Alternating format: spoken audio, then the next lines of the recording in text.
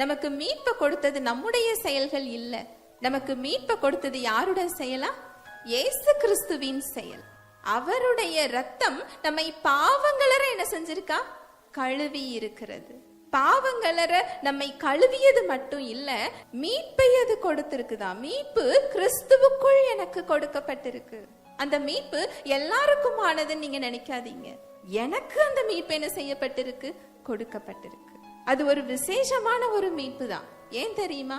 அதுல நம்ம வாழ்க்கைக்கு தேவையான எல்லா பகுதிகளுக்குமான மீட்பு அதில் இருக்கிறது. அது ஒரு பரிபூர்ணமான ஒரு மீட்பு அதில் என்ன செய்யப்பட்டிருக்கு? கொடுக்கப்பட்டிருக்கு. இன்னைக்கு உங்களுக்கு என்ன தேவையோ, இன்னைக்கு நீங்க என்ன பிரச்சனையிலனாலும் நின்று கொண்டிருக்கலாம், அதற்கான மீட்பு கிறிஸ்துவுக்குள் உங்களுக்கு என்ன செய்யப்பட்டிருக்கு?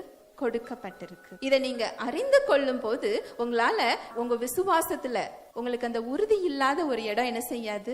வராது. தைரியமாக ஒரு நிச்சயத்தோடு விசுவாசத்தோடு அந்த வார்த்தை என்ன சொல்லுதோ அதை அப்படியே ஏற்றுக்கொள்ளக்கூடிய ஒரு இடம் உங்களுக்கு என்ன செய்யும்? வரும். உங்களை குறிச்சு கண்டனமாக சொல்லுகின்ற வார்த்தைகளை நீங்க ஏற்றுக்கொள்ள மாட்டீங்க. நீ பாவி என்கின்ற வார்த்தையை நீங்க என்ன செஞ்சுக்க மாட்டீங்க? ஏற்றுக்கொள்ள மாட்டீங்க. நீங்க சாபத்துல தான் இருக்கணும் அப்படின்னு சொல்ற வார்த்தையை என்ன செய்ய மாட்டீங்க? ஏற்றுக்கொள்ள மாட்டீங்க. கிறிஸ்துவுக்குள் நான் யார் அப்படிங்கறத நீங்க தெரிந்து கொண்டால் உங்களால விசுவாசத்தோடு அதை என்ன செய்ய முடியும்? பெற்றுக்கொள்ள முடியும். ஹல்லேலூயா, பிரைஸ் தி லார்ட்.